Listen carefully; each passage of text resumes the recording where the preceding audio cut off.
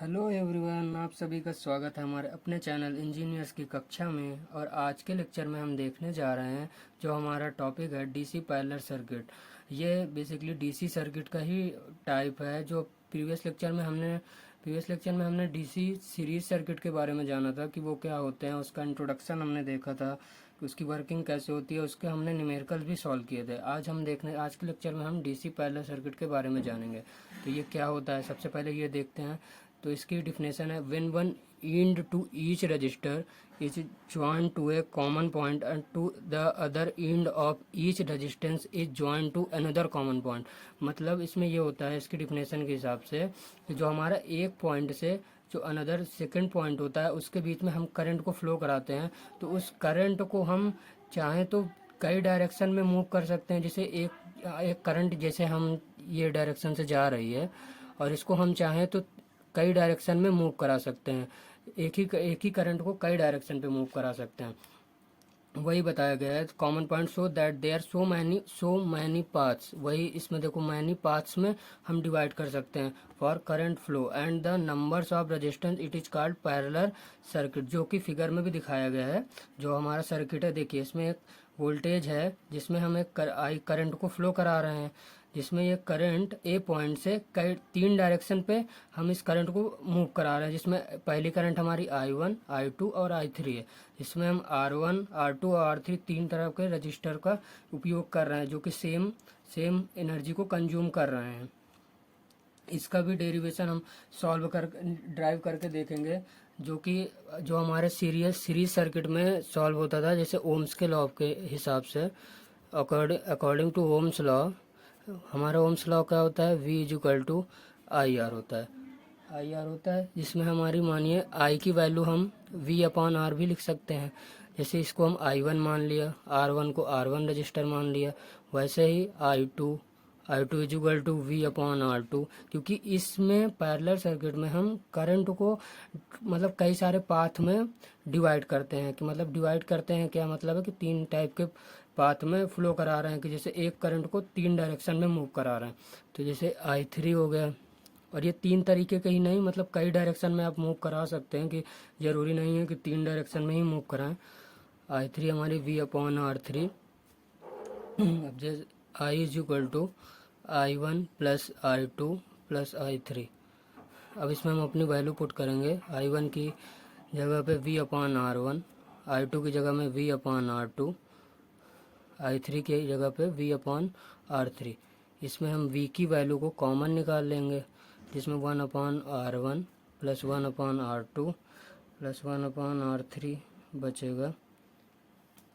अब इसको हम इस तरह इस फॉर्म में लिख सकते हैं, 1 upon V is equal to, या I upon V is equal to 1 upon R1 plus 1 upon R2 plus 1 upon R3, जिसको हम रजिस्टर की value I upon V, R का फार्मूला होता है, तो 1 upon RP is equal to 1 upon R1 1 upon R2 plus 1 upon R3। ये हमारा parallel circuit का फार्मूला होता है। सिंपल है, ये भी ओम्स के नियम के हिसाब से लागू होता है। और जैसे इसके बाद हमारा जो डायग्राम, जो ये कॉम्प्लेक्स फॉर्म में लग रहा था, ये बहुत ही ज़्यादा सिंपल हो जाता है। जो कि करंट, क्योंकि रजिस्टर एक ही, तीनों रजिस्टर को हम चेंज करके, पैरेलल फॉर्म से चेंज करके एक सीरीज को फॉर्म में चेंज कर देते हैं। मतलब तीनों को एक रजिस्टर में चेंज कर देते हैं। ये हमारा A पॉइंट, ये हमारा B पॉइंट, ये आई डायरेक्शन हमारी, ये हमारा रजिस्टर RP। अब आगे देखते हैं, इसके फीचर्स के बारे में जानते हैं। इसका पहला फीचर्स है, the voltage across each resistor is the same.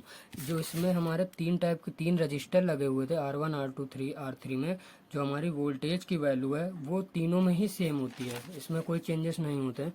Second point हमारा, the current through any register is inversely proportional to the resistance. जो हमारी करंट होती है वो बेसिकली करंट हमारी जो होती है, register is inversely proportional to the register.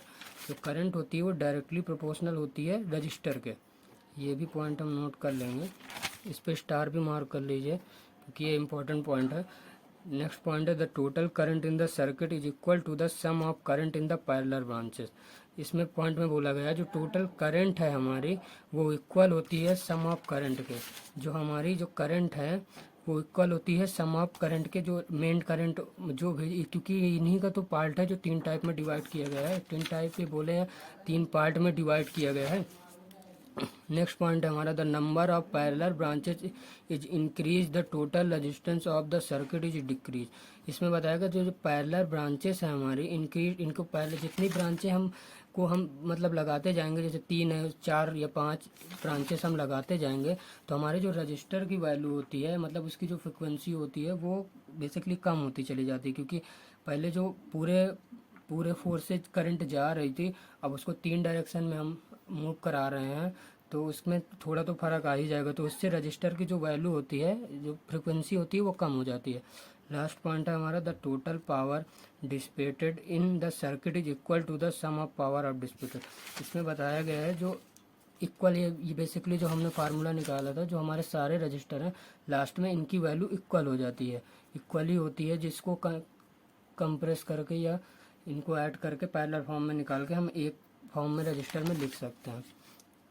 जो कि ये फार्मूला भी इसमें निकाला गया है 1/RP, जो अभी हमने पीछे देखा था फार्मूला, इसे ओम के नियम के हिसाब से V²/RP पावर के फॉर्म में लिखा गया, क्योंकि पावर का फार्मूला हमारा होता है P = V²/R ये होता है।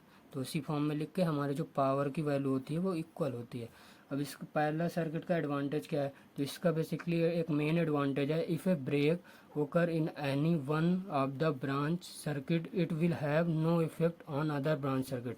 अब इसका मतलब ये है कि जैसे हम सीरीज सर्किट में कोई डायग्राम है, जैसे ये सर्किट है हमारा, जैसे एक में 3 रजिस्टर लगा दिए।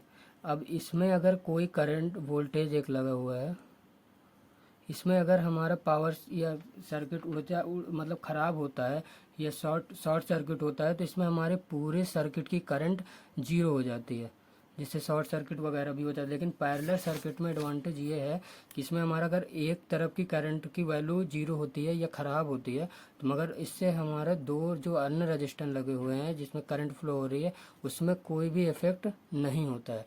यही हमारा पैरेलल सर्किट का एडवांटेज है जो सीरीज सर्किट से बेहतर है। मगर ये दोनों के ही अलग अलग यूजेस हैं कि मतलब एडवांटेज है पैरेलल सर्किट का तो सीरीज सर्किट का यूज़ ना करें, उसका एडवांटेज अलग है और पैरेलल सर्किट का एडवांटेज अलग है। क्योंकि parallel circuit compare to series circuit थोड़ा सा कॉम्प्लेक्स हो जाता है। तो आज का लेक्चर अगर आपको अच्छा लगा हो तो प्लीज़ वीडियो को लाइक करें एंड चैनल को सब्सक्राइब करें एंड ज़्यादा से ज़्यादा लोगों को शेयर करें। Thank you so much. अगर आपका कोई भी डाउट हो तो कमेंट सेक्शन पे आप कमेंट कर सकते हैं। Thank you.